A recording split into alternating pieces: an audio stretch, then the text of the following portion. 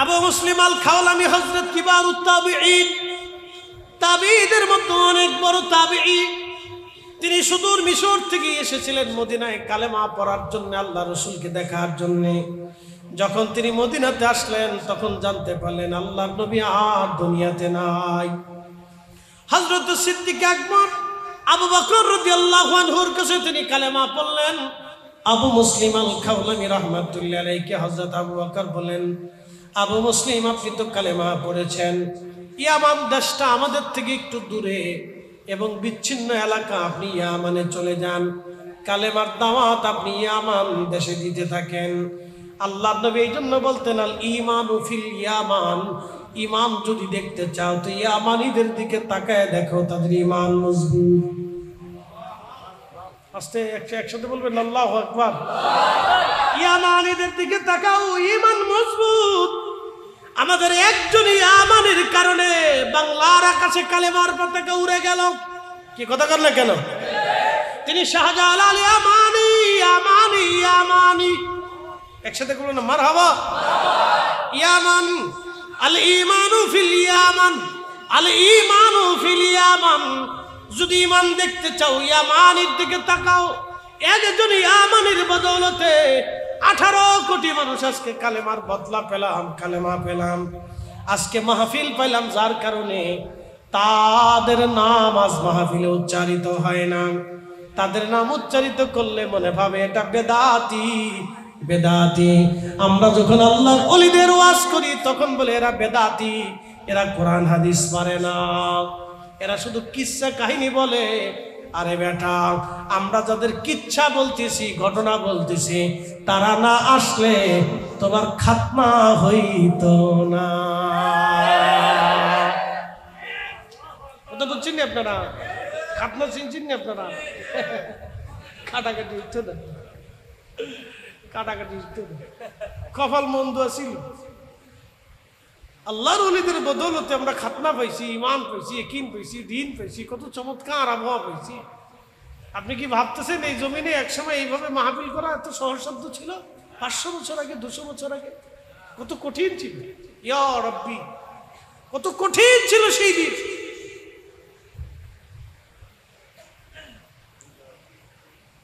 পটিয়ার মুসলমান, আমির ভান্ডারের মুসলমান, আল্লাহর ওলির মুহিব্বিনেরা খুবই মনোযোগের সাথে শুনে যাবেন। আজ হযরতে আবু মুসলিম আল খাওলামি রাহিমাহুল্লাহ ইয়ামান দেশে চলে গেলেন কালেমার দাওয়াত দেওয়ার জন্য। ইয়ামানে যাওয়ার পরে হযরত আবু বকর সিদ্দিক, তখন ভণ্ড নবীদের উদ্ভব হলো, অনেকে নবুয়ত দাবি করলো। মুসাইলামাতুল কাজ্জাব নবুয়তের দাবি করলো। তার দলটা অত্যন্ত শক্ত দল ছিল। এই মুসাইলামাতুল কাজ্জাবের বিরুদ্ধে হযরত আবু বকর বিরাট একটা সেনাবাহিনী পাঠিয়ে দিলেন যুদ্ধ করার জন্য। খালিদ বিন ওয়ালিদ রাদিয়াল্লাহু তাআলা আনহুর নেতৃত্বে বিরাট এক সেনাদল চলে গেল। কিন্তু ইয়ামান দেশে আরেকজন ভণ্ড নবীর উদ্ভব হলো। তার বিরুদ্ধে সেনাবাহিনী পাঠাইতে হযরত আবু বকর পারতেছিলেন না, দেরি হচ্ছিল। সেনা কিভাবে পাঠাইবেন? ওখানে তো একটা সেকশন ব্রিগেড যুদ্ধ করতেছে, উনি সেনা পাঠাইতে পারতেছিলেন না। কিন্তু কালেমার দাওয়াত দিচ্ছিলেন আবু মুসলিম আল খাওলামি। বাদে সাতলো ভণ্ড নবীর লোকেরা ধরে নিয়ে গেল আবু মুসলিম আল খাওলামিকে। বলে, বেটা, তুই যদি এই ধর্ম প্রচার বন্ধ না করিস তোকে আমরা হত্যা করে ফেলবো। আবু মুসলিম আল খাওলামি ডাক দিয়ে বলেন, ভণ্ড নবীর লোকেরা, কালেমার দাওয়াত দেওয়ার জন্য জমিনে এসেছি, মৃত্যুর ভয় আমাকে ফিরাইতে পারবে না। না, আরো জোরে জোরে জোরে জোরে জোরে। এরা ওলি, জোরে বলেন এরা কি? না, আরো জোরে বলেন তারা কি? ওলি। ওলি। এদেরকে দিয়ে দ্বীন পেয়েছি, এদেরকে দিয়ে কোরআন পেয়েছি, এদেরকে দিয়ে কোরআন শিখেছি, এদেরকে দিয়ে আল্লাহ রসুল চিনেছি। কথা বলেন ঠিক কিনা? অতএব এদের দলে আমাদের থাকতে হবে, এদের জমাতে আমাদেরকে থাকতে হবে। কে কি বেদাতি সেদাতি বললো ছাতা দেখার সময় আমাদের, ওইগুলির দিকে তাকানো টাইম আমাদের না, ওদিকে তাকানো যাবে না। হযরত আবু মুসলিম আল খাওলামি রাহিমাহুল্লাহ তিনি বললেন, হে ভণ্ড নবীর লোকেরা, সাবধান করে বলে দিয়ে যাচ্ছি, আমি কখনো এই দিন থেকে, এই বিধান থেকে আমি বিচ্ছিন্ন হব না, তোমরা যত চেষ্টা করো লাভ হবে না। আবু মুসলিম আল খাওলামিকে ভণ্ড নবীর লোকেরা ধরে নিয়ে গেল। যিনি ভণ্ড নবী নবুয়ত দাবি করেছিলেন তিনি বলেন, আবু মুসলিম, তাহলে একটা চ্যালেঞ্জ হয়ে যাক, তোমাকে আগুনের মধ্যে আমরা পুড়িয়ে মারব। আবু মুসলিম আল খাওলামি বললেন, এ বেটা, আমাকে যদি আগুনের মধ্যে পুরাইতে পারো তাহলে আমার নবী মিথ্যা, আর আগুন যদি আমারে না পুরাইতে পারে তাহলে তোমরা মিথ্যা। আমার নবী সত্য নবী, আখিরি নবী। একবার জোরে বলা যাবে কি মারহাবা? আল্লাহু আকবার। ঈমান কত মজবুত ছিল, উহুদ পাহাড়ের মতো শক্ত। ডাক দিয়ে বলতেছে, এই বেটা, তুই আমাকে আগুনের মধ্যে ফেলে দে, আগুন যদি আমাকে পোড়া তাহলে আমার রসুল মিথ্যা, আর আগুন যদি আমাকে না পোড়া তাহলে তোরা মিথ্যা, আমার রসুল সত্য। চ্যালেঞ্জ হয়ে যায়। তাহলে ভণ্ড তো চিন্তা করছে যে আগুন তো মানুষ কাজ হচ্ছে জ্বালিয়ে পুড়িয়ে সাকার করে দেয়, তো ঠিক আছে, অনেক বড় গর্ত খনন করে লাকড়ি চাকরি ঢুকাইয়া এরপর আগুন জ্বালিয়ে আবু মুসলিম আল খাওলামির হাত পা বেঁধে আগুনের মধ্যে ছেড়ে দেওয়া। আগুন জ্বলে, আবু মুসলিম জ্বলে না। যেমনি সুবহানাল্লাহ কইছেন, মনে হয় আপনারা দুই একবার গেছেন, একসাথে বলেন সুবহানাল্লাহ। আগুন জ্বলে, একসাথে বলেন কি জ্বলে? আবু মুসলিম। আগুন কি হয়? জ্বলে। আবু মুসলিম, আবু মুসলিম। এটা কার কালাম? না না, একসাথে বলেন কার? ভুল টুল আছে? এক সংশোধন করা লাগবে। লা খাউফুন ওয়ালা হুম ইয়াহজানুন, ভয় নাই, চিন্তা নাই। একসাথে কোন মারহাবা? ভয় নাই। তাহলে আল্লাহর ওয়াদা সত্য না মিথ্যা? তাহলে কোরআন সত্য না মিথ্যা? ওলিরা সত্য না মিথ্যা? হ্যাঁ, আল্লাহর কোরআন সত্য, ওলিরাও সত্য। আবু মুসলিম আল খাওলামি রাহিমাহুল্লাহর কথা বলছি। ইমাম আবুল ফরাজ ইবনুল জৌজি রাহিমাহুল্লাহ তার প্রশংসা করেছেন, তার জীবনী লিখেছেন। হযরত আবু মুসলিম আল খাওলামি রাহমাতুল্লাহ আলাইহি আগুনের মধ্যে ছেড়ে দেওয়া হলো। আগুন জ্বলে, আবু মুসলিম আল খাওলামি জ্বলে না। দীর্ঘ সময় পর্যন্ত আগুন জ্বললো, আবু মুসলিম আল খাওলামি জ্বলে না। একসাথে বলি আল্লাহু আকবার। ভণ্ড নবী পালিয়ে চলে গেল, তার লোকেরাও পালিয়ে গেল। কিছু লোক আছে দোটানা মানুষ, এদিকেও যায় না ওদিকেও যায় না। তারা চিন্তা করলো যে এটা তো পালাই চলে গেল, তার উনি যে আগে চ্যালেঞ্জ করলো আগুন তারা পুরাইলো না, তাহলে ওনারটাই সত্য, তাহলে আখিরি নবী সত্য। ওই যে সেই ইয়ামান দেশে যুদ্ধ করা লাগলো না, বিনা যুদ্ধে ভণ্ড নবীর বিরুদ্ধে বিজয় নিয়ে আসলেন আবু মুসলিম আল খাওলামি কারামত দেখাইয়া। একসাথে বলবেন আল্লাহু আকবার। এজন্য এই উপমহাদেশের যত ওলি আসছে অধিক কারামত দেখবে। খাজা বাবা আজমিরির এত পরিমাণে কারামত ছিল যে কারামত দেখতে দেখতে দেখতে দেখতে 90 লক্ষ মানুষ কালেমা পড়ে মুসলমান হয়ে গেছে। কুতুবউদ্দিন কাকি, নিজামুদ্দিন আউলিয়া, শাহজালাল ইয়ামানি, 12 আউলিয়া, অসংখ্য ওলি জমিনের মাটির নিচে ঘুমানো। শাহজালাল ইয়ামানি, মুজাদ্দিদ আল-ফিসানি সিরহিন্দি ফারুকি রহমাতুল্লাহ আলাইহি। সেই দিন সম্রাট জাহাঙ্গীর তাকে সিংহের খাঁচার ভিতরে ঢুকিয়ে দিল। সিংহ এসে আল্লাহর ওলির সামনে মাথা নত করে লেজ গুটিয়ে বসে বলল। সিংহ বলতেছিল, হুজুর কেউ চিনে না, কিন্তু আমি চিনছি, আপনি জমানার মুজাদ্দিদ। একসাথে বলবেন আল্লাহু আকবার। সেই দিন যদি সিংহ ওনার প্রধানত না হতো, খাঁচার ভিতরে যদি সিংহ ওনাকে খেয়ে ফেলে দিত, তাহলে আজকের ইসলাম হয়তো আপনারা পেতেন না। খাজা বাবা আজমিরি যদি সেই দিন আনা সাগরের পানি একটা লুটার ভিতরে না আনতে পারতেন, তাহলে আজকের হয়তো দিন আপনারা পেতেন না। শাহজালাল ইয়ামানি মুজাদ্দিদ যদি জায়নামাজ বিছাইয়া সুরমা নদী পার না হতে পারতেন, তাহলে আজকের এই দিন আপনারা হয়তো পেতেন না। আল্লাহর ওলিদের কারামতের মাধ্যম দিয়া, অলৌকিক শক্তির মাধ্যম দিয়া, তাদের আধ্যাত্মিক ক্ষমতার মাধ্যম দিয়া আল্লাহ জমিনে আল্লাহর দিন প্রতিষ্ঠিত করেছেন। একসাথে বলবেন না মারহাবা। ফায়সালা আমাদের না, ফায়সালা আসমানওয়ালা। আবু মুসলিম আল খাওলামি আগুনের মধ্যে আগুন জ্বলে কিন্তু ওনারে পুরায় না। সংবাদ ছড়িয়ে আসলো মদিনাতে। হযরত ওমর রাদিয়াল্লাহু আনহু পথের মধ্যে তাকায় রইছেন, কবে আবু মুসলিম আসবে, এই উম্মতের ইব্রাহিম। সাইয়েদুনা হযরত ওমর তিনি ইয়ামানের পথের দিকে বসে থাকেন, প্রত্যেকদিন বসে থাকতেন কখন আবু মুসলিম আসবে, এই উম্মতের ইব্রাহিমকে রিসিভ করবেন, আহলান সাহলান দিবেন হযরত ওমর। দীর্ঘদিন পরে আবু মুসলিম আল খাওলামি আসলেন। হযরত ওমর ইয়ামানের পথের মধ্যে দাঁড়িয়ে আছেন, আবু মুসলিম আসতেছে, তিনি জড়িয়ে ধরলেন, তাকে চুমা খাইলেন আর বললেন, আপনি এই উম্মতের ইব্রাহিম, আপনাকে দেখার জন্য আমি দীর্ঘদিন এই পথের মাঝে বসেছিলাম, আল্লাহ আপনাকে আগুনের ভিতরে এইভাবে রক্ষা করেছেন।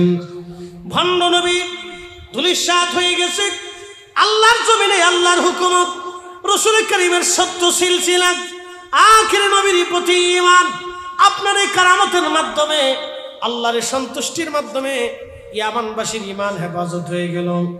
আপনি এই উম্মতের ইব্রাহিম, আল্লাহ আপনাকে উম্মতের ইব্রাহিম বানিয়েছে। এখন আমার প্রশ্ন, আবু মুসলিম আল খাওলামি তা আগুনে, আবু মুসলিমের মাথায় যে পাগড়ি ছিল, গায়ে জুব্বা ছিল, পাগড়িও পরে না, জুব্বাও পরে না, লুঙ্গিও পরে না। না হয় না, সুবহানাল্লাহ পরে কোন, আমি আপনার আগে ব্যাখ্যা শুনি। হ্যাঁ, আগে ব্যাখ্যা শুনি। আচ্ছা, আমার মাথায় কি টুপি, বলেন টুপি কি ফরিদি শাহ? আমার গায়ে জুব্বা, জুব্বা কি ফরিদি? আমি তো ফরিদি। আগুন না হয় আমার খাতির করবে, তো জুব্বা খাতির করে কে? আগুন না হয় আমাকে খাতির করবে, তো টুপি খাতির করে কে? আবু মুসলিম আল খাওলামি রাহমাতুল্লাহ আলাইহি আগুনে পড়ে গেলেন, আগুনে তাকে ফেলানো হলো, আগুন জ্বলে, উনিও পরে না, ওনার পাগড়িও পরে না, ওনার জুব্বাও পরে না, ওনার লুঙ্গিও পরে না, ওনার পশমও পরে না। একসাথে বলেন আল্লাহু আকবার। না, আরো জোরে বুঝাইতেছি, বলেন না ইয়া রাসূলুল্লাহ।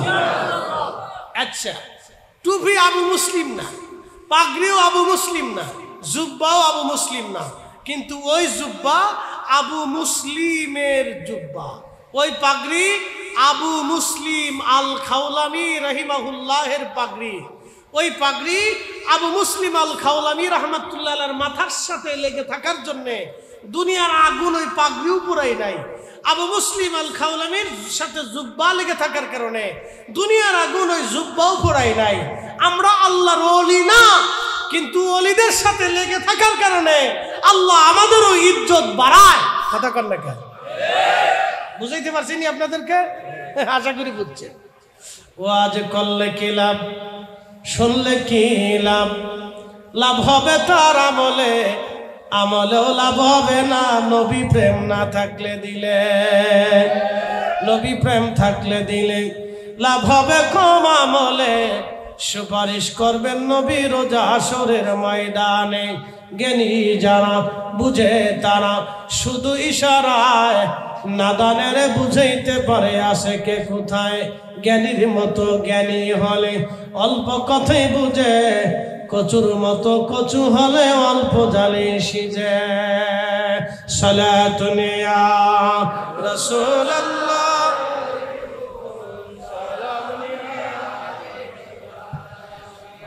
সালাতুন ইয়া রাসূলুল্লাহ,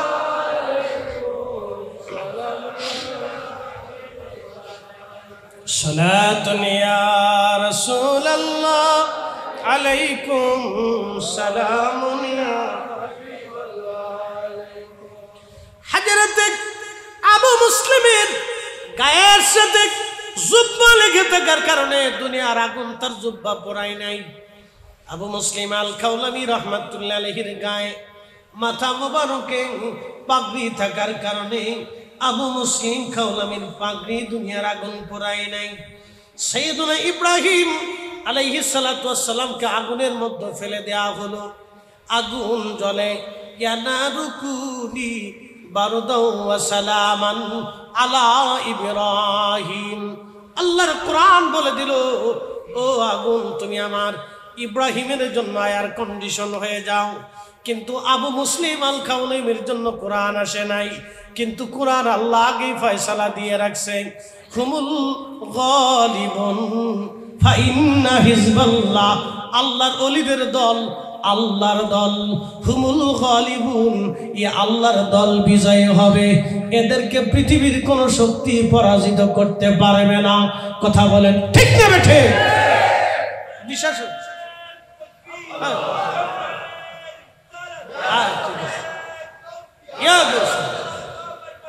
জিন্দাবাদ জিন্দাবাদ।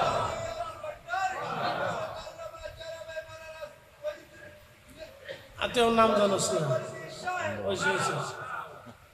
তোমার নাম জানোস না, নামের দরকার নেই, কাজল হিসাবে নাম দেখি তা করতাম। 26 তারিখে আমরা নাম দেয়নি, কিন্তু কাজ সেরে দিয়েছি। মারাবা কন্যা 26 তারিখ আবার আসবে ইনশাল্লাহ। 10 গুণ না 100 গুণ শক্তি নিয়ে আসবে। যদি বলেন আল্লাহু আকবার, কি বিশ্বাস হয় না আপনাদের? আবার 26 100 গুণ শক্তি নিয়ে ইনশাল্লাহ দেখা হবে ঢাকাতে। আল্লাহ যেন কবুল করে। জোরে বলেন না আমি। এনে দেশের অলিরা কি মরে গেছে না? শোনেন, বাংলাদেশে অলিদের যত জমাত আছে, সারা বাংলাদেশে 12,000 দরবার আছে। কত হাজার? 12,000। 12,000 দরবার লাগবে না, সারা বাংলাদেশ থেকে 50টা দরবারের যারা দায়িত্বশীল আছেন, স্থলাভিষিক্ত আছেন, খলিফা আছেন, অথবা প্রধান আছেন, পরিচালক আছেন, তিনারা যদি বলেন যে আমরা উপস্থিত থাকবো, আপনারা যারা আপনারা ভালোবাসেন তারা আসেন, তাহলে এখন আপনি চিন্তা করেন ঢাকা শহরে কোথাও জায়গা হবে? হ্যাঁ, ঢাকা শহরে রাস্তাঘাট কোনা কাঞ্চি যা আছে মানুষের সয়লাভ হয়ে যাবে। কি কথা কর না কেন? জোরে বলে জায়গা হবে। তো প্রিয় উপস্থিতি, এটা আমাদের দরকার। এই যে নারী কমিশন, কি কমিশন এক একটা গঠন করিয়া এই পতিতাদেরকে শ্রমজীবী বানাইতে চায়। কি আশ্চর্য পাগল, চিন্তা করে। বাংলাদেশে নতুন পাগলের আমদানি হচ্ছে। যারা পতিতা বৃত্তি করে তাদেরকে বানাইতে চায় শ্রমিক। এরা টাকার বিনিময়ে শ্রম দেয়। চিন্তা করতে পারছেন? লা হাওলা ওয়ালা কুওয়াতা ইল্লা বিল্লাহ, আস্তাগফিরুল্লাহাল আযীম। এর অর্থ হচ্ছে, এই শোনেন, যদি পতিতাদেরকে শ্রমিক হিসেবে দেশে গণ্য করা হয়, তাহলে বাংলাদেশে হাজার হাজার লক্ষ লক্ষ নারীরা পতিতা বৃত্তিতে কাজে ভেজে যাবে। এই কথা কর না কেন? ঠিক কিনা? আমাদের আগামীর সমাজ নষ্ট হবে, রাষ্ট্র নষ্ট হবে, লক্ষ লক্ষ যুবকের চরিত্র নষ্ট হবে, লক্ষ লক্ষ নারীদের চরিত্র নষ্ট হবে। এদেশে আউলিয়া ইকরামের জমিন, আউলিয়া ইকরামের রক্তের বিনিময়ে দেশে ইসলাম এসেছে, আউলিয়া ইকরামের ত্যাগের বিনিময়ে দেশে ইসলাম এসেছে, আউলিয়া ইকরামের রূহানি সন্তানরা বেঁচে থাকতে এটা আমরা হতে দিতে পারি না। কথা বলেন ঠিক না?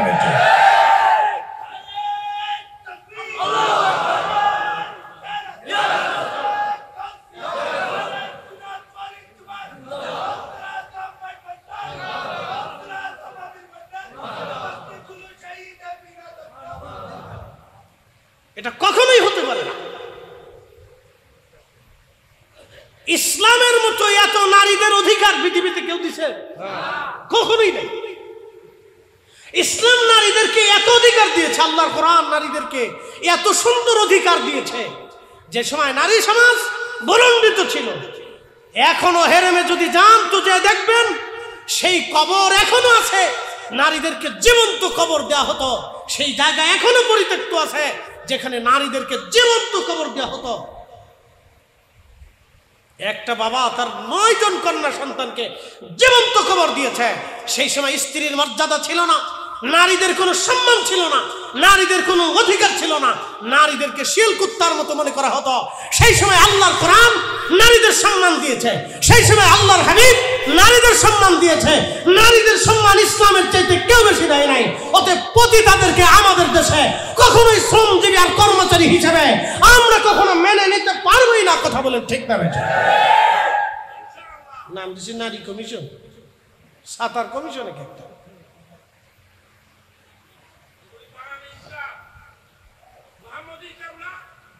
প্রিয় উপস্থিতি হাজিরিন, আমি লম্বা কথা বাড়াবো না, লম্বা কথা না। আবু মুসলিম আল খাওলামি রাহমাতুল্লাহ আলাইহি জীবনের কথা বলে আপনাদের মাঝ থেকে বিদায় নেব। শোনেন, আবু মুসলিম আল খাওলানি রহমাতুল্লাহ আলাইহির জুব্বা পরল না, পাগড়ি পরল না। সাইয়েদুনা ইব্রাহিম আলাইহিস সালাম আগুনের ভিতরে 40 দিন পর্যন্ত আগুন জ্বলল, কিন্তু ইব্রাহিমের একটু পশম পর্যন্ত ক্ষতি হয় নাই। ইব্রাহিম আলাইহিস সালামের মা ইব্রাহিম আলাইহিস সালামের আগুনের পাশে দাঁড়ায় বললেন, ইব্রাহিম তুমি তোমার খোদাকে বলো, রবকে বলো, তোমার রব কতই না উত্তম রব, তোমার যিনি প্রতিপালক তিনি কতই না উত্তম প্রতিপালক। ইব্রাহিম আমি মা তোমার কাছে আসতে চাই, বেটারে তুমি তোমার রবকে বলো, আমি এই আগুনের মধ্যে ঢুকবো কিনা তুমি তোমার রবকে বলে দাও।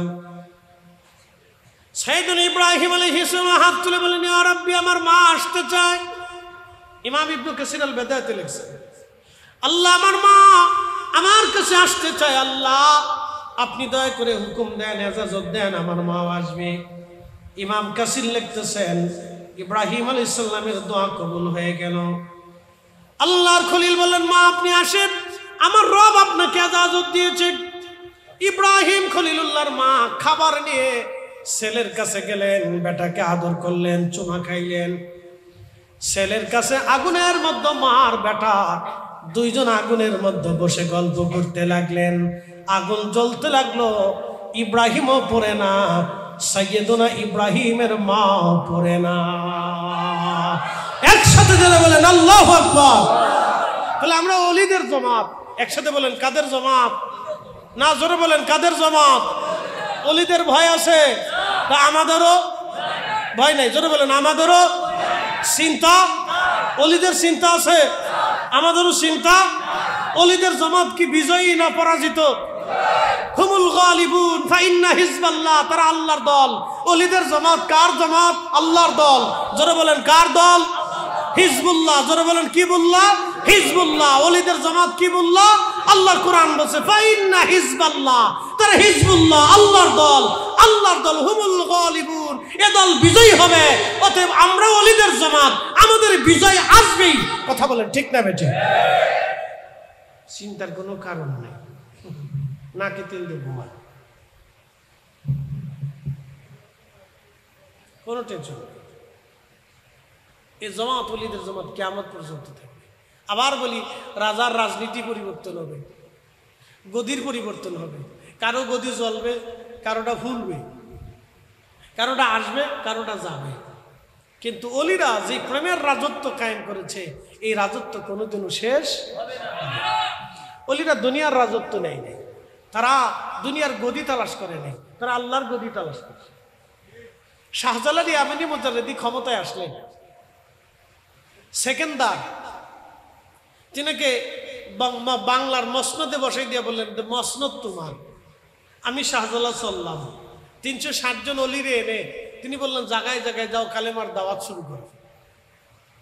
খাজা বাবা আজমিরি রহমাতুল্লাহ আলাইহি পৃথ্বীরাজ পরাজিত হলো, মোহাম্মদ ঘুরিকে দিয়ে বললেন, দিল্লির রাজত্ব তোমার। আমি আমার আজমিরে চললাম, দাওয়াত আমি আজমিরে দেব। দিতে লাগলেন, দুনিয়ার মসনদ নিলেন না। তিনি যদি সেই দিন দিল্লির মসনদ দিতেন, তাহলে দিল্লির মসনদ আজ আর দুনিয়াতে নাই। দিল্লির মসনদ শেষ, বহু আগে শেষ হয়ে গেছে। কিন্তু খাজা বাবা আজমিরের সেই মসনদ এখনো টিকে আছে। কোটি কোটি মানুষ তার মাজারের পাশে বসে কাঁদতে থাকে। একসাথে বলবেন আল্লাহু আকবার। কিন্তু দিল্লির মসনদ নাই, দিল্লির সেই রাজপ্রাসাদ নাই, দিল্লির সেই সিংহাসন নাই যেখানে বসে রাজারা হুকুম দিত। সেই রাজপ্রাসাদ ভেঙে ধূলিসাৎ হয়ে গেছে। সেই প্রাসাদ নাই, সেই প্রাসাদের গর্জন নেই, সেই সিংহাসন নাই। কিন্তু ওলিদের সিংহাসন এখনো টিকে আছে। একসাথে বলবেন আল্লাহু আকবার। ওলিদেরটা টিকে থাকে, কোন টেনশন নেই, এটা আল্লাহর ফয়সালা। এই কোরআন যার ফয়সালা তার, এই আসমান যার ফয়সালা তার, জমিন যার ফয়সালা তার। সূর্য যার হুকুমে উঠে ওনারই ফয়সালা, সূর্য যার হুকুমে ডুবে ওনারই ফয়সালা। প্রশ্ন রাখতে পারে, তো ওনাদের কাছে আসবো কেন? কি আছে ওনাদের কাছে? এর ছোট্ট একটা জবাব নিয়ে যান, শেষ করছে। হাজারাতে জুনাইদ বাগদাদি রাহমাতুল্লাহ আলাইহি ছোটখাটো ওলি ছিলেন নাকি বলে? হযরত জুনাইদ বাগদাদি রাহমাতুল্লাহ আলাইহি অনেক বড় আল্লাহর ওলি ছিলেন, দুনিয়া বিরাগী জাহেদ ছিলেন। জুনাইদ বাগদাদি রাহমাতুল্লাহ আলাইহি তিনি একবার বসে আছেন হুজরাতে, ওনার খাদেম ওনার পাশে বসে বসে বাতাস দিচ্ছে। এক মুরিদ ছটফট করে ছুটে আসলেন, ছুটে এসে বলতেছে, হুজুর কোরআন শরীফের একটা আয়াতের মর্ম আমি বুঝি না, আপনি আমাকে দয়া করে কোরআনের আয়াতের মর্মটা বুঝিয়ে দেন। বলে, বেটা কোন আয়াত এবং কোন আয়াতের মর্ম তুমি জানতে চাও বলো। জুনাইদ বাগদাদি বলতেছে, বেটা কোন আয়াত বলো।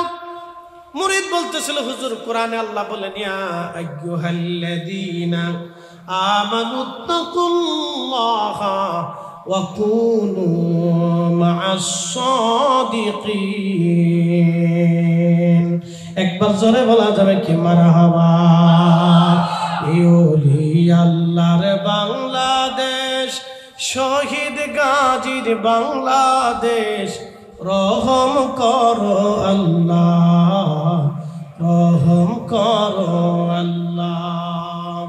এ শাহজালালের বাংলাদেশ, শাহপরানের বাংলাদেশ, রহম করো আল্লাহ, রহম করো আল্লাহ।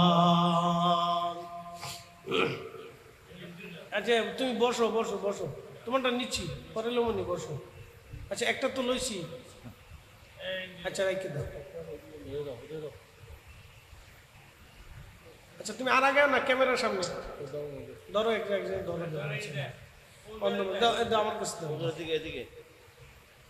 আচ্ছা ঠিক আছে ঠিক আছে, মাশাআল্লাহ খুশি আমরা পাইছি, তুমি দিছো আমরা পাইছি। যা বউকা বউকারে বা সিলেক্টি মা। আচ্ছা গরিব মানুষ, অন্ধ মানুষ, একটা বিক্রি করে যা পায় সংসার চলে। আচ্ছা বসো বসো।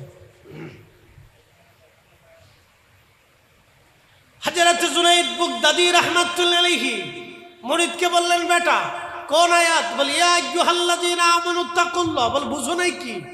বলে, হুজুর বুঝি নাই। আল্লাহ আয়াতে বলেন, ইয়া আইয়ুহাল্লাযীনা আমানুত্তাকুল্লাহ। আল্লাহ এখানে বললেন, হে ইমানদার তোমরা আমি আল্লাহকে ভয় করো। তো আল্লাহকে ভয় করতে হলে তো কোরআনে যাহা হালাল আছে তাহা হালাল, যা হারাম আছে তা হারাম। কথা ঠিক আছে না? কোরআনে যাহা হালাল আছে তাহা কি হালাল, যা হারাম আছে তাহা কি হারাম, বাস এক কথা শেষ। আল্লাহকে ভয় করতে হলে তো রাসূলের জিন্দেগি মানতেই হবে। আল্লাহকে ভয় করতে হলে তো আল্লাহর বিধান মেনে চলতে হবে, নামাজ পড়তে হবে, রোজা রাখতে হবে, ফরজ আদায় করতে হবে, ওয়াজিব আদায় করতে হবে, সুন্নাত আদায় করতে হবে আল্লাহকে ভয় করতে হলে। বলে, হ্যাঁ বাটা কথা তো সত্য। তো মুরিদ বলতেছে, হুজুর এরপরে আল্লাহ বলেন, ওয়া কুনু মা'আস সাদিকিন।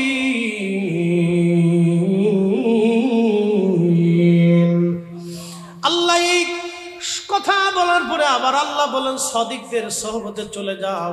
ওগো আল্লাহর ওলি, আমি বুঝতে পারলাম না, আমি আল্লাহর আইন মানলাম, আল্লাহকে ভয় করলাম, তো আল্লাহকে ভয় করার পরেও কেন সাদিকদের কাছে যেতে হবে, আল্লাহর পেয়ারা মেহবুবদের কাছে যেতে হবে? কারণ কি? বলে, ছেলে আমার তুমি কি বুঝো নাই? বলে, না হুজুর বুঝি নাই। বলে, বেটা শোনো, তোমার গায়ে কি পাখার বাতাস লাগে? বলে, হ্যাঁ হুজুর লাগে। বলে, কেন লাগে? বলে, আপনার খাদেম আপনার পিছনে দাঁড়ায় দাঁড়ায় আপনাকে বাতাস দেয়। আপনার খাদেম আপনার পিছে পিছে দাঁড়ায় বাতাস দেয়, আমি আপনার কাছে বসার কারণে সেই বাতাস আমার গায়ে লাগে। বলে, বাবা কেন লাগে? বলে, আমি আপনার সোহবতে আছি এই জন্য লাগে। বলে, আমার রুহানি সন্তান, তুমি কি কোরআনের সেই বিধান পড়ো নাই? আল্লাহ কোরআনে বলেছেন, ইন্না রাহমাতাল্লাহি করিবুম মিনাল মুহসিনিন।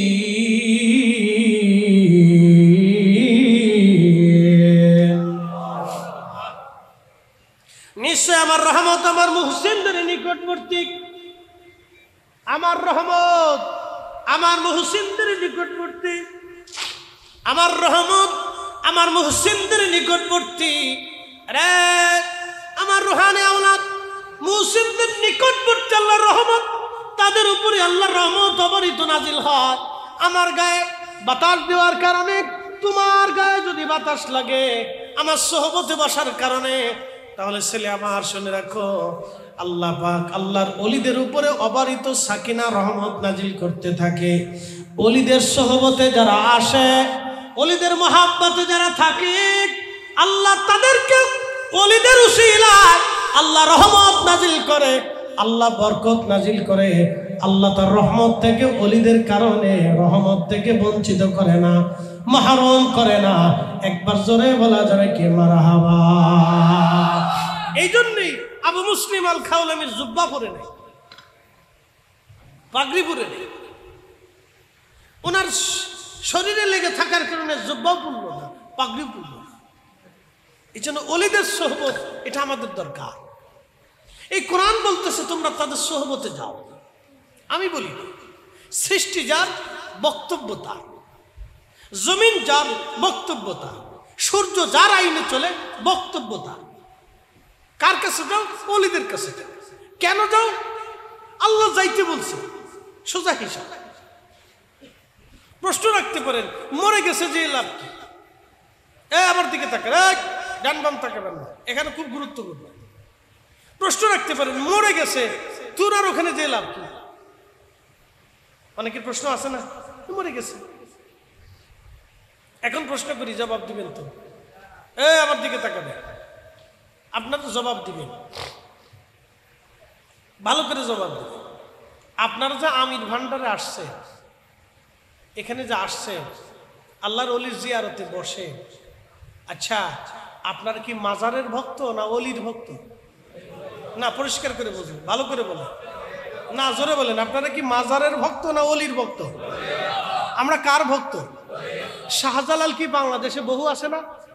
আমরা যদি কবরের ভক্ত হইতাম তাহলে একটি ভাগলা ভাগলা শাহজালালের কবরের সুন্দর করে সাজায় এটার ভিতরে আমরা চুমা দিতাম। আমরা অলির ভক্ত, আমরা শাহজালাল আমিনীকে ভালোবাসি বিদায় শুধু চট্টগ্রাম থেকে শাহজালাল যান। সুদূর বাংলাদেশের পঞ্চগড়ের তেঁতুলিয়া থেকে আমির মাইজ ভান্ডারে বহু মানুষ আছে। বলে কারণ কি? আল্লাহর অলি আওলাদের রসুলকে মানুষ মহাব্বত করে, ওনার মহাব্বতে ওনার পাশে এসে ওনার মাজারে বসে থাকে, দোয়া করে, ওনার সোহবত নেয়। কি কথা কর না, ঠিক কিনা? কেন? উনি অলির ভক্ত, উনি মাজারের ভক্ত না। আহমদুল্লাহ বাংলাদেশে বহু আছে। কি কথা কর না, আহমদুল্লাহ বহু আছে না? বহু আছে, বহু আহমদুল্লাহর কবর করে রয়েছে। কিন্তু আওলাদের রসুল ওনার মাজারে মানুষ কেন বসে থাকে? মূলত অলির ভক্ত। আমরা কোনো কবরের ভক্ত না, আমরা কোনো মাজারের ভক্ত না। অনেকে বলে এরা মাজারের ভক্ত, বেটা মাজারের ভক্ত না, আমরা অলির ভক্ত। একসাথে কর না মারহাবা। কার ভক্ত? অলির ভক্ত। ও অলিকে মহব্বত করতে আল্লাহর ফয়সালা, আমাদের ফয়সালা না, আল্লাহ নিজে ফয়সালা দিচ্ছে। আল্লাহ আশা সৃষ্টি করে দিলেন, আকাঙ্ক্ষা সৃষ্টি করে দিলেন। আমার রব মানব যতদিন বেঁচে থাকবে, মরার আগ মুহূর্ত পর্যন্ত মানুষ আশায় থাকে, আকাঙ্ক্ষা করতে থাকে। এই জন্য আশার কখনো শেষ হয় না, আকাঙ্ক্ষারও কখনো শেষ হয় না, আশারও কখনো শেষ হয় না। কিন্তু এই আশার মাঝে মাঝেই মানুষ আবার কবরে হারিয়ে চলে যাবে। প্রিয় বন্ধু আমার, আমরা সবাই হারিয়ে চলে যাব, কবর দেশে হারাবো। আমরা কখনো আর ফিরে আসবো না, আমরা চলে যাব আল্লাহর কাছে। আল্লাহ কোরআনে বলেন, মা ইন্না ইলাইহি রাজিউন। আমরা আল্লাহর কাছে আবার ফিরে চলে যাব, রবের কাছে ফিরে চলে যাব আমরা আল্লাহর কাছে। একদিন মাটির ভিতরে হবে ঘরে মোনামা, কেন বন্ধ দালান ঘর, মোনামা কেন বন্ধ দালান ঘর। আমরা তো অবশ্যই কবরে চলে যাব, তো কবরে তো যাবই চলে, মৃত্যু আমাদের হবে। গাড়ির নিচে পড়ে মারা হোক, অ্যাক্সিডেন্ট হোক, বিমান অ্যাক্সিডেন্ট হোক, হার্ট স্ট্রোক করে হোক, ক্যান্সারে হোক, অথবা বৃদ্ধজনিতার কারণে হোক, জ্বরে হোক, বিভিন্ন কারণে বিভিন্ন মাধ্যম দিয়ে আল্লাহ আপনাকে নিয়ে চলে যাবেন। আমরা তো অবশ্যই আল্লাহর কাছে চলে যাব, তো কি নিয়ে যাব? কিছুই নেওয়ার মতো আমাদের কাছে নাই। আল্লাহ সহি কোরআনুল কারীমের ভিতরে একটা সূরা নাজিল করলেন, সূরা কাহাফ। এই সূরা কাহাফের একটা কুকুর ছিল, কুকুরের নাম কিতমির। এই কুকুরটা যদি ওলিদেরকে ভালোবেসে সে জান্নাতে চলে যেতে পারে, তাহলে আমরাও আশা করি আল্লাহর জান্নাতে চলে যেতে পারবো। সহবতের কারণে, মনোযোগ দেন, মানুষ ব্যতীত, জিন ব্যতীত, ফেরেশতা ব্যতীত আর কেউ জান্নাতে যাবে না। মানুষ এবং জিন দুইটা জাতিকে আল্লাহ জান্নাতে পাঠাবে, কিন্তু মানুষ এবং জিন ছাড়াও দুইটা প্রাণী এবং বস্তু আল্লাহর জান্নাতে, 10টা প্রাণী এবং বস্তু আল্লাহর জান্নাতে চলে যাবে। একটা প্রাণীর নাম কুকুর, যার ভিতরেও নাপাক বাহিরেও নাপাক, ভিতরেও নাপাক বাইরেও নাপাক, ভিতরেও নাপাক বাইরেও নাপাক, সৃষ্টিগতভাবে সে নাপাক। কিন্তু এই কুকুরটা শুধু ওলিদের সোহবতের কারণে জান্নাতে চলে যাবে। আমি বলি নাই, আল্লাহর কোরআন বলেছে। আমি বলি নাই, আল্লাহর কোরআন বলল এই ওলিদেরকে মহব্বত করার কারণে এই কুকুর জান্নাতে চলে যাবে। আসহাবে কাহাবের 7 জন আল্লাহর বুজুর্গ ওলি গুহার মধ্যে যায়, তারা ঘুমিয়ে পড়ল। এই কুকুরটা গুহার সামনে বসে রইল। বসে থাকতে থাকতে থাকতে থাকতে পাহারা দিতে দিতে দিতে দিতে ঝড় আসলো, বৃষ্টি আসলো, তুফান আসলো, সূর্য উঠলো, রাত আসলো, দিন আসলো, ঠান্ডা আসলো, গরম আসলো, কুত্তাই দরজা ছাড়ে নাই। মনিবদেরকে পাহারা দিতে দিতে কুত্তা মারা গেল। সে নিজের জীবন ওইখানে বিলিয়ে দিল, কিন্তু কুকুর পালায়ন করে চলে গেল না, মনিব থেকে পালালো না। মনিবকে পাহারা দিতে দিতে দিতে দিতে ভালোবাসতে বাসতে মারা গেল। এই দৃশ্যটা আল্লাহর কাছে এত ভালো লাগলো, সহিহ বুখারীর কিতাবুল আম্বিয়াতে নবীজি বললেন, আমার উম্মত এই কুকুরটাকে রব্বুল আলামিন আল্লাহ ভিতরে বাহিরে নাপাককে পবিত্র বানাইয়া জান্নাতের তাসনিম নদীর পানি দিয়ে আল্লাহ কুকুরটাকে গোসল দেওয়াবে। আল্লাহ কুকুর থেকে দুম্বার আকৃতি দিয়ে আমার রব, আমার আল্লাহ এই কুকুরটাকে আল্লাহর জান্নাতি বানিয়ে দেবে। একবার জোরে জোরে বলা যাবে কি আল্লাহু আকবার? না না, জোরে জোরে জোরে বলেন, আরো জোরে বলেন। আচ্ছা, কুত্তার কি নামাজ আছে, শরীয়ত আছে, ওযু গোসল আছে? তো কিচ্ছু নেই। একটা জিনিস ছিল, মোহাব্বত। কাদের প্রতি? ওলির প্রতি। পৃথিবীতে বহু কুকুর আছে, কোন কুকুর বেহেশত পাইল না, কিন্তু কিতমির জান্নাত পেয়ে গেল। কারণ কি? কিতমির জাগা মতো বোর্ড দিছি, জাগা মতো সিগনেচার মারছে, সিল মারছে। বলে কোন জায়গা? ওলির দরজায় সিগনেচার মেরে দিচ্ছে। জীবন গেছে, রাত গেছে, দিন আসছে, আলো আসছে, অন্ধকার আসছে, বৃষ্টি আসছে, তুফান আসছে, শীত আসছে, গরম আসছে, কিন্তু দরজা ছাড়ে না। ভালোবাসতে বাসতে বাসতে বাসতে কবরে চলে গেল। ভালোবাসতে বাসতে গুহার সামনে কুকুর মারা গেল। আল্লাহর কাছে এই দৃশ্যটা এত ভালো লাগলো, তিনি ভালোবাসা নিদর্শনটাকে জিন্দা রাখার জন্য আল্লাহ কোরআনের আয়াত নাযিল করলেন। না না, আরো জোরে জোরে জোরে বলে। এই ভালোবাসাটাকে জিন্দা রাখার জন্য আল্লাহ কোরআন নাযিল করে দিলেন, কিয়ামত পর্যন্ত যাতে মানুষ ওলিদেরকে ভালোবাসে।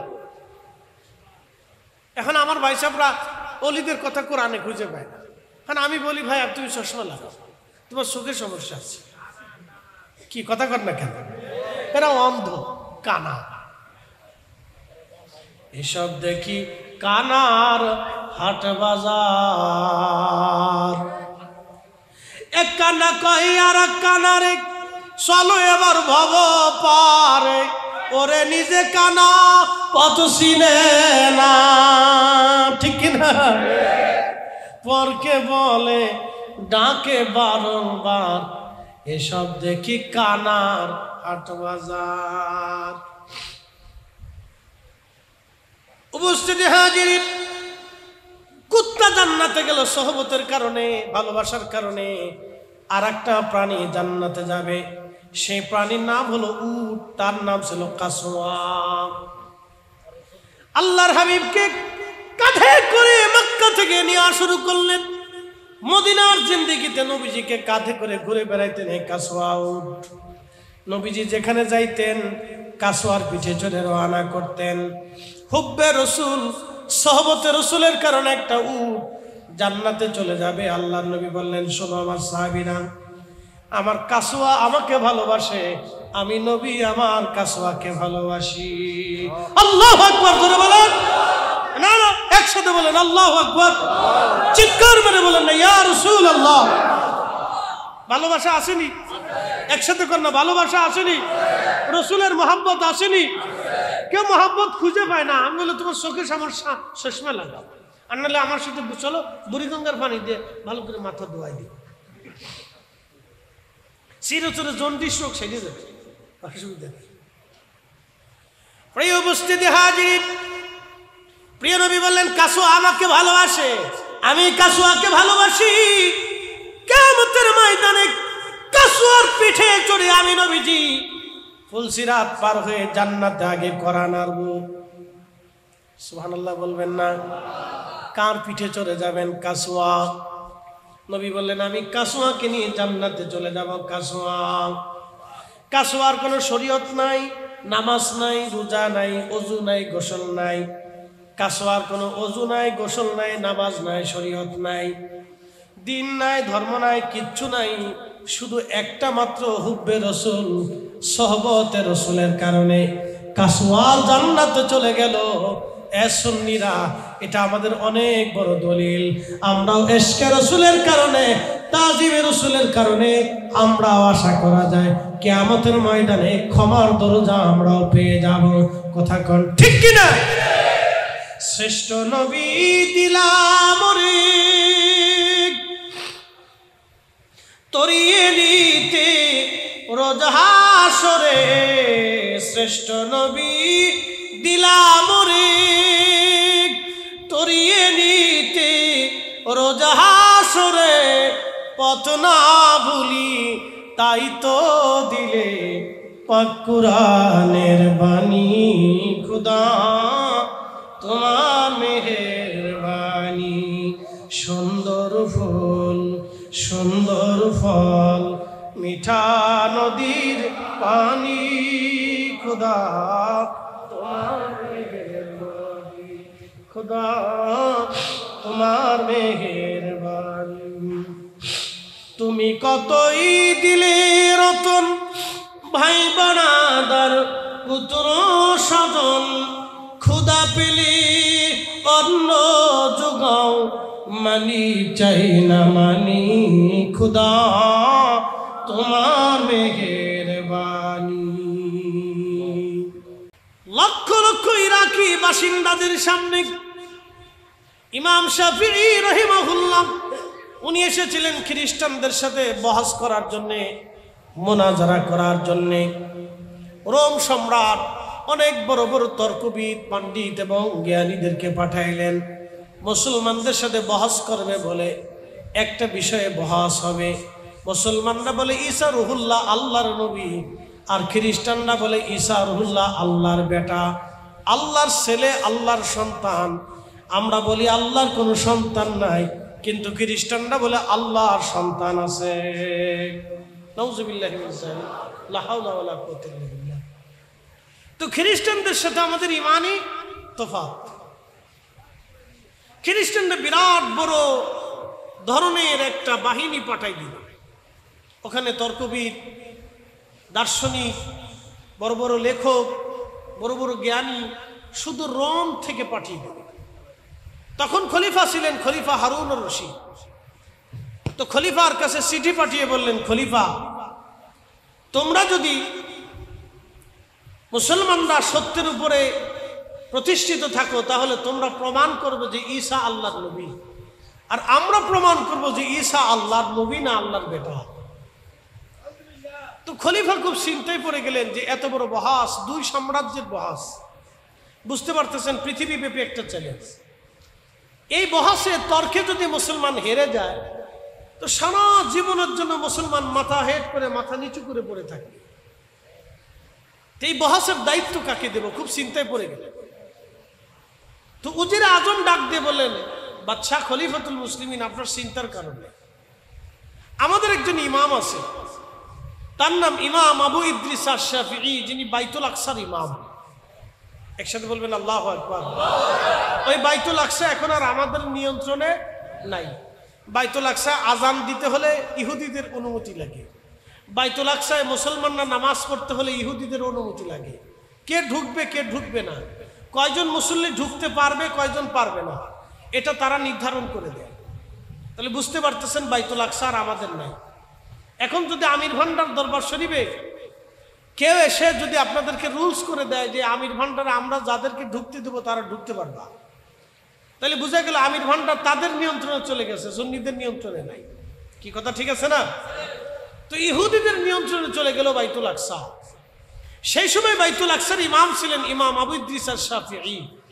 উনি অনেক বড় ইমাম ছিলেন, পৃথিবীর 4 ইমামের এক ইমাম। উজির বললেন, বাদশাহ মহারাজ, আপনি তাকে প্রধান তর্কবিদ হিসেবে, মুবাহিস হিসেবে আপনি নিযুক্ত করতে পারেন। তো খলিফা চিঠি লিখলেন, আপনি তাড়াতাড়ি ইরাকের বাগদাদে চলে আসেন, এত বিরাট বড় একটা বহাস আসতেছে, চ্যালেঞ্জ আসতেছে, আপনি চলে আসেন। যদি মুসলমান পরাজিত হয় তো সারা জীবনের জন্য মুসলমান মাথা হেট করে থাকবে। তো হযরত ইমাম আবু ইদ্রিস আশ-শাফিঈ রাহিমাহুল্লাহ তিনি চিঠির মধ্যে লিখলেন, ইয়া আমিরাল মুমিনিন, আমি বহাসে বসতে রাজি আছি, কিন্তু আমার শর্ত আছে 2টি। 1 নম্বর শর্ত, বহাসের স্থান হবে দজলা নদীর পারে। 2 নম্বর শর্ত, বহাসের সময় হবে যোহরের নামাজের পরে। এই 2টা শর্ত হলেই চলবে, আর কোনো শর্ত আমার নাই। তো খলিফা বললেন, এ তো সহজ শর্ত, ঠিক আছে আপনি চলে আসেন, আমরা দজলা নদীর পারেই স্থান নির্বাচন করব এবং যোহরের নামাজের পরেই আমরা বহাস নির্ধারণ করব। হযরত ইমাম আবু ইদ্রিস আশ-শাফিঈ মসজিদ নববীর ভিতরে যার নামের পিছনে রাদিয়াল্লাহু তাআলা আনহু সহ লেখা ইমাম নুমান বিন সাবিত রাদিয়াল্লাহু তাআলা আনহু, ইমাম আবু ইদ্রিস আশ-শাফিঈ রাদিয়াল্লাহু তাআলা আনহু, ইমাম মালিক ইবনে আনাস রাদিয়াল্লাহু তাআলা আনহু, ইমাম আহমদ ইবনে হাম্বল রাদিয়াল্লাহু তাআলা আনহু। 4 ইমামের পরে সাহাবীদের নামের পরে 4 ইমামের পরে রাদিয়াল্লাহু তাআলা আনহু সহ মসজিদে নববীর ভিতরে সুন্দর করে লিখে রাখা হয়েছে, এখনো সেটা আছে। আমি গত বছর হজে ছিলাম, হজে যে আমি নিজে চোখে দেখেছি এবং ভিডিও করে লাইভ করে আমি মুসলমানদেরকে দেখিয়েছি। দেখো, আউলিয়া কেরামের নামের পরে রাদিয়াল্লাহু আনহু সহ 4 ইমামের নাম লেখা। অতএব আমাদের দেশে যারা মাযহাব মানে না তারা বাতিল। কথা বল না কেন, ঠিক কি না? যারা মাযহাব মানে না তারা বাতিল। 4 ইমামের নাম শনাক্ত করে রাদিয়াল্লাহু তাআলা আনহু লেখা মসজিদে নববীতে। এর অর্থ হচ্ছে এই 4 ইমামের উপরে পৃথিবীর সমস্ত আলেমরা একমত পোষণ করছে যে না, এই 4 জন হকের উপরে আছে, এই 4 জনই বিশুদ্ধতার উপরে আছে, এই 4 জনকে ফলো করতে হবে, অন্য কোনো প্রেসক্রিপশন মানা যাবে না। অতএব লা মাযহাবি নামক যত প্রেসক্রিপশন বাংলাদেশে আমদানি হয়েছে, এই সবগুলি মুসলমানদেরকে ধ্বংস করার এক মহা প্রাণা। কথা বলেন ঠিক না বেঠে? আমরা সুন্নিরা এটা কোনোদিন মেনে নিতে পারবো? একবারে সোজা হিসাব সোজা হিসাব, কোনো কঠিন হিসাব না। প্রিয় উপস্থিতি, আমির ভান্ডারের মুহিব্বিনেরা,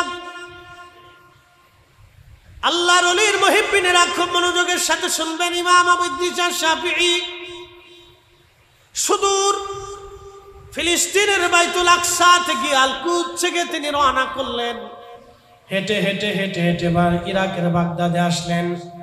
খ্রিস্টান মিশনারিরা বসে আছেন বিরাট বড় মঞ্চ, খলিফাতুল মুসলিমিন মঞ্চের উপরে বসা, আমির উমরা সুদীজন বড় বড় উলামা ইকরাম মঞ্চের উপরে বসা।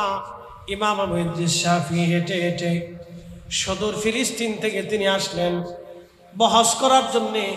যোহরের নামাজের সময় হয়ে গেছে, লক্ষ লক্ষ মানুষ দজলা নদীর তীরে এসে দাঁড়িয়ে গেছেন বহস দেখার জন্য।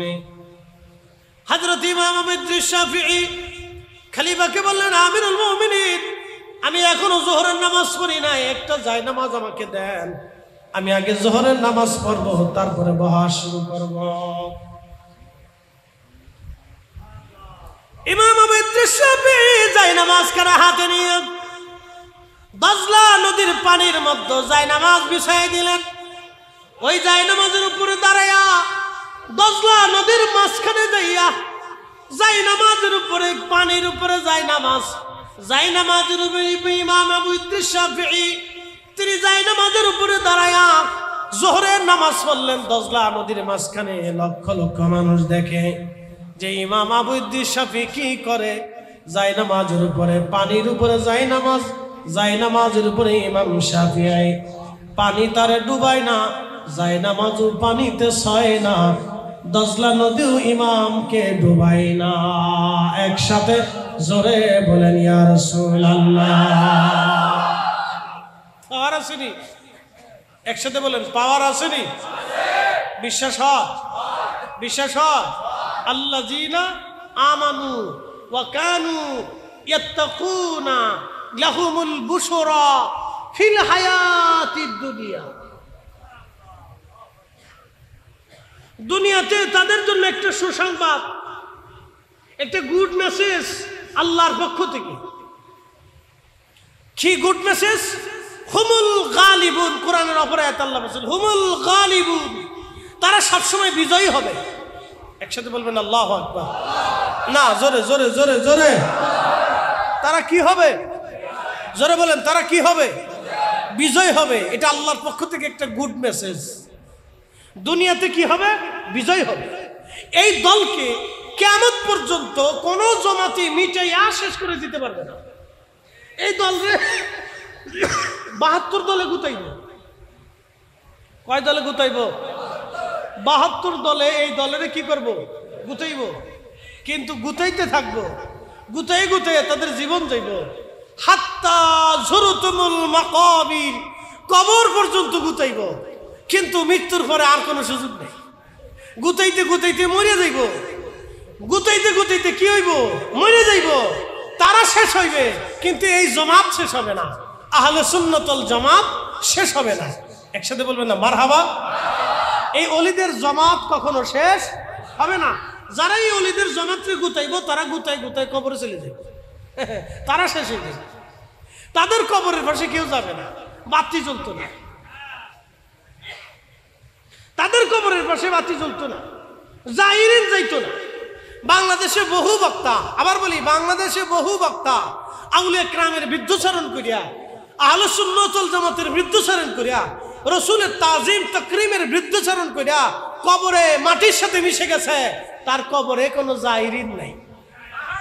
এই কথা কর না কেন? জোরে বলেন। তার কবরে জিয়ারতকারী নাই, তার কবরে জিয়ারতকারী নাই। কিন্তু ওলিদের মাজারে এখনো জাহিরিন আছে। একসাথে বলবেন আল্লাহু আকবার। নবীর দুরুদ সালাম এখনো জমিনে জিন্দা আছে। একসাথে বলবেন না ইয়া রাসূলুল্লাহ। কিন্তু বক্তা কবরে চলে গেছে, তার জাহিরিন নাই, তার কবরে চিহ্নও নাই, শেষ হয়ে গেছে। কিন্তু সারা জীবন গুতাইছে। সারা জীবন কি করছে? গুতাই গুতাই এসে কবরে চলে গেছে। তার গুতানিও শেষ হয়ে গেছে। তারে কেউ চিনে না, কোন শেষ। আল্লাহর পক্ষ থেকে গুড মেসেজ কি? হুমুল গালিবুন। দুনিয়াতে তারা বিজয়ী হতে থাকবে, তাদেরকে কেউ পরাজিত করতে পারবে না। পৃথিবীর সমস্ত শক্তি একত্রিত হয়েও তাদেরকে পরাজিত করতে পারবে না। প্রিয় উপস্থিতি হাজিরিন, হযরত ইমাম আবু ইদ্রিস শাফিঈ রাহিমাহুল্লাহ জায়নামাজ বিছিয়ে দিয়ে নামাজ পড়া শুরু করলেন। নামাজ হলো। নামাজ শেষ করার পরে হযরত ইমাম ইদ্রিস শাফিঈ তিনি খ্রিস্টান মিশনারিদেরকে ডাক দিয়ে বলেন, হে খ্রিস্টানেরা, আমি ইদ্রিস শাফিঈ জায়নামাজ বিছাইয়া নদীর উপরে, দজলা নদীর উপরে আমি নামাজ পড়েছি। এ খ্রিস্টান মিশনারিরা, তোমাদের কলিজার মধ্যে যদি সাহস থাকে, বাপের বেটা যদি হয়ে থাকো তাহলে আসো, আজকে বহস আর স্টেজে হবে না, আজকে বহস হবে দজলা নদীর মাঝখানে। আমি যাই নামাজ বিছেছি, তোমরাও যাই নামাজ বিছাবা। যারা হক তারা পানির উপরে ভাসবে, যারা বেহক আজকে তারা ডুবে যাবে। আসো, কলিজায় যদি সাহস থাকে যাই নামাজ বিছাইয়া দজলা নদীর মাঝখানে আসো। আজকে বহস হবে দজলা নদীর মাঝখানে। একবার আওয়াজ তুলে বলা যাবে কি আল্লাহু আকবার? হাত উঁচু করে বলেন আল্লাহু আকবার।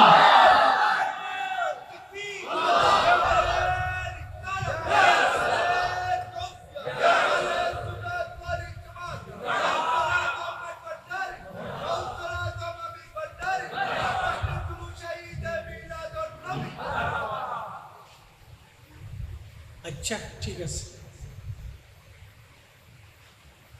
ও অন্ধ হইতে পারে কিন্তু দিল অন্ধ, চোখ অন্ধ কিন্তু দিল। বাংলাদেশে বহুজনের চোখ আছে কিন্তু দিল নাই। আসতে পান কেন, ডরায় কর নাকি, ভয় পান কোনটা? বহুজনের চোখ আছে কিন্তু দিল, কিন্তু ওর চোখ নাই কিন্তু দিল। আল্লাহ কি চোখ দেখবে না দিল দেখবে? আল্লাহ কি চোখ দেখবে না দিল দেখবে? আল্লাহ কি চেহারা দেখবে না দিল দেখবে? আল্লাহ কি স্বাস্থ্য দেখবে না দিল দেখবে? আল্লাহ কি শক্তি দেখবে না দিল দেখবে? আল্লাহ কি অর্থ দেখবে না দিল দেখবে? আল্লাহ কি অনেক মেধা ছিল তোমার, হারি ভরি ভরি সার্টিফিকেট ছিল, বিরাট বড় ডক্টর ফক্টর সক্টর, বিরাট বড় চ্যান্সেলর ভাইস চ্যান্সেলর, এটা সেটা সেটা। আল্লাহ কি এগুলি দেখবে না দিল দেখবে? Allah looks to your heart and, আল্লাহ তোমার আত্মা দেখবে, তোমার কাল দেখবে। Allah looks not to your wealth and, আল্লাহ তোমার কোনো স্বাস্থ্য দেখবে না, তোমার চেহারা দেখবে না, আল্লাহ তোমার দিল দেখবে। তোমার দিল ঠিক ছিল কিনা, তোমার দিল আল্লাহ তোর রসুলের গোলামিতের দিকে ঝুঁকে ছিল কিনা, আল্লাহ দিল দেখবে। তোমার দিল আহলে সুন্নাত ওয়াল জামাতের বিশ্বাসে মজবুত ছিল কিনা, আল্লাহ তোমার দিল দেখবে। তোমার চেহারা দেখতো না, আল্লাহ চেহারা দেখতো না। সুন্দর চেহারা, ফরিদি সাহেবের মতো নাক লম্বা, এর সাথে দেখতো না, এগুলি দেখতো। আমার চেয়ে বড় সুন্দর সুন্দর চেহারার হুজুর আছে, কি আছে না?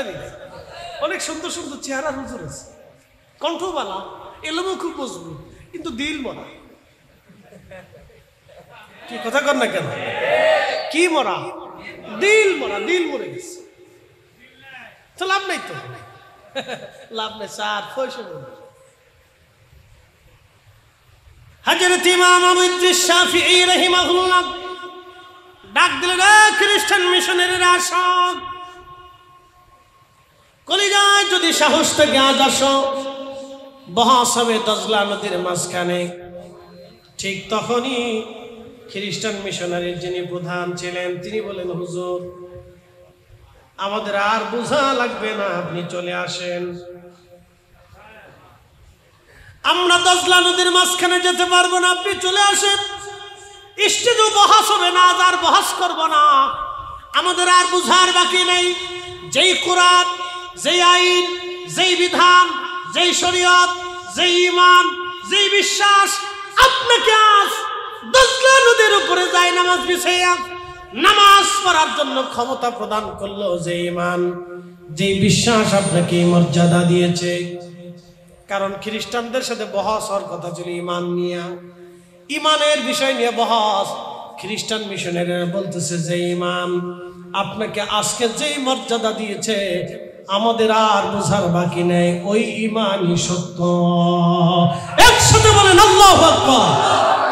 বলে যে ঈমানে আল্লাহর ওলিরা ঘুমাইছে ওই ঈমানে আমরা ঘুমাবো, সেই ঈমানের নাম আহলে সুন্নাত ওয়াল জামাত। কথা বলেন ঠিক না বেঠিক?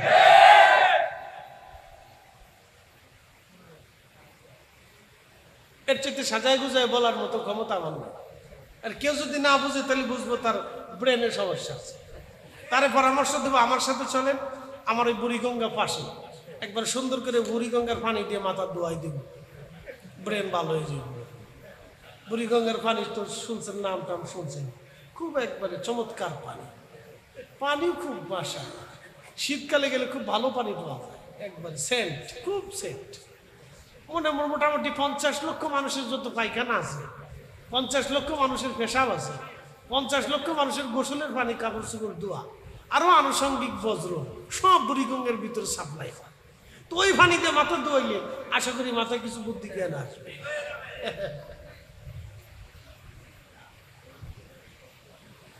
প্রিয় উপস্থিতি হাজিরিন, আমি তো বললাম ইমাম আবু ইদ্রিস আশ-শাফিঈর জীবনীর এক খণ্ড আলোচনা। এখন যদি আপনি প্রশ্ন করেন হুজুর সাহাবী রাসূলদের জীবনে কি এরকম ছিল? বলে হ্যাঁ ছিল। বলে কেমন? আপনাদেরকে বুঝাই দিয়ে যায়। সাহাবীরা ছিল আল্লাহর নবীর ছাত্র, নবীজিকে তারা দেখেছেন, আল্লাহর হাবিবকে তারা দেখেছেন, আল্লাহর নবী মুজিজা দেখিয়েছেন, যার কারণে কোনো সাহাবী থেকে কারামত তেমন আসে নাই। কারণ নবীজির মুজিজার সামনে পৃথিবীর কারো কারামত চলে না। কথা ঠিক আছে না? আল্লাহ রাসূলের মুজিজার সামনে পৃথিবীর কারো কারামত চলে না। এই জন্য কোনো সাহাবী নবীর জীবদ্দশায় কোনো কারামত পাবেন না। প্রিয় নবীর তিরোধানের পরে, ইন্তেকালের পরে অনেক সাহাবীদের কাছ থেকে কারামত প্রকাশ পেয়েছে।